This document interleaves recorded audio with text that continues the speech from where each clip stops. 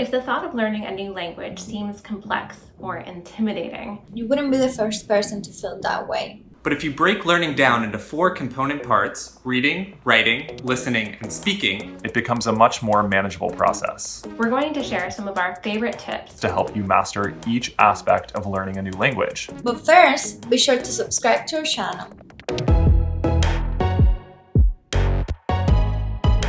I have a few tips for you all when it comes to learning how to read in a new language. Now, I generally try to start pretty simple. I'll look up some short stories, poems, or news articles online in that language. So one of my favorite sites is pressreader.com. They also have the Pressreader app, where you can look up all sorts of different newspapers from countries all around the world, like El País and Der Spiegel in Germany and many others. That allows you to kind of search for articles within these newspapers and read them in the language you're learning. This is super helpful because news articles tend to be pretty simple language unless it's about something technical.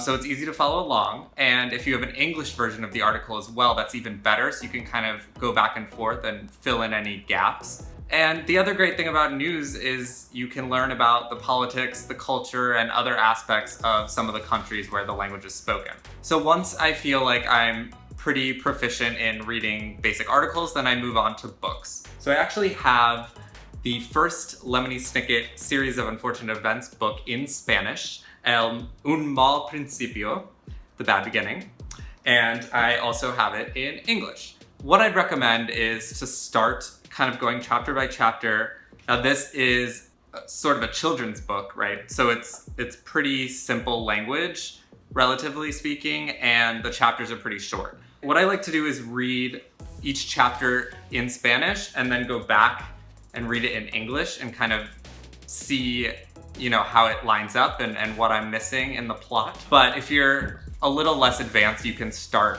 with the English version and read that and then read the Spanish version, which might help you out. But the main thing you want to keep in mind is as you go along, write down any vocabulary words that look unfamiliar, any grammatical concepts or conjugations that you aren't sure what they mean.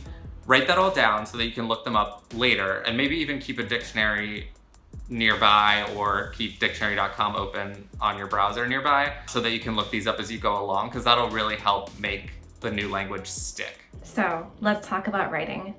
Writing is an often overlooked skill to sharpen when you're learning a new language, but it shouldn't be because it helps you connect the dots between the reading and the speaking parts of new language that you're learning. So there are 2 things that writing will do for you. The first is that it will help you understand those weird vowel or consonant combinations that might be strange in your native language, but are really important to understand in your target language. So for example, my native language is English, but I'm learning French right now.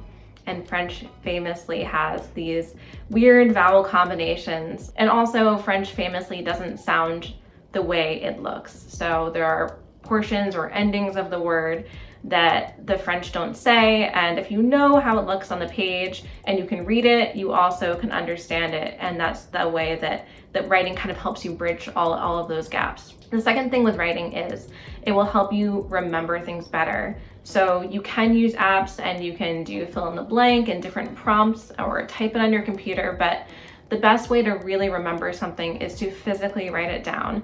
And even if you never review those papers again or the list you're making, it will help you remember when you actually take the time to write it down. And the way I like to practice writing for myself is with my new language journal. So this is a new journal I started. And what I do is when I come across vocab or words or phrases in French that aren't familiar or that I want to remember, I'll start a page that has a theme. So this theme is a menu page. So these are terms that when I go out to eat in a French-speaking country, they're terms I want to remember or terms I'm struggling with. So I can easily look through and review all of these pages when I need to, and it also helps me remember them. So we recommend keeping a language journal when you're studying a language. If you do so, just tell us about it in the comments. Improving our listening skills when we're learning a new language can be a real struggle. I think something that is key to help you reach that goal is to be patient, because our short-term memory is even shorter in a foreign language. So we have to wait until the vocabulary moves from the short-term memory hard drive of the brain to the long-term hard drive, right? There is many words that I know in Italian, the language I'm learning, that I don't even know how I learned it, but it's mainly because I've been trying to learn this language for so long that I heard that word probably like 3 years ago, and now when I hear it again, I'm like, oh yeah, I know what that is. A good tip that I can give you is that you should try to listen to as much music as you can in Italian or whatever language you're learning. You can also listen to podcasts. It's really helpful because even if you don't understand everything at that moment, you're being exposed to the language, and one day those things are going to become part of your long-term memory. So you're going to be able to identify them in the future. For example, right now I just finished the trial, Il Processo, an Italian show on Netflix, and even though sometimes I get lost in the story and I forget to pay attention to the language, I'm subconsciously learning words and learning the rhythm and the sounds of the language, and then even if I don't think I might remember that now next week or in a month, if I keep doing that for a long time, then I will be able to feel more comfortable in the context of that language and to recognize more words. And also you can you see how people react, what is a common vocabulary to respond to a certain question, that then when that happens to you in real life, you're gonna know oh yeah, I saw that in the show, so this is how I have to reply to that. One of the most important parts of mastering speaking a new language is getting the pronunciation right. One of the best ways to do that is to actually record yourself on your phone or some other device, speaking, maybe reading a passage out loud or practicing a phrase you might use in conversation and then listening back to it. Hallo, ich heiße David. Ich komme aus Tennessee. Woher kommst du? And then you just listen back and see what you could improve on. Hallo, ich heiße David. Ich komme aus Tennessee. Woher kommst du?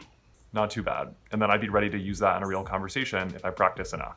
So to practice speaking a language, obviously it's best to have a native speaker to practice with, but where you don't have a native speaker, you can settle for the next best thing, which is anyone or anything that'll listen to you.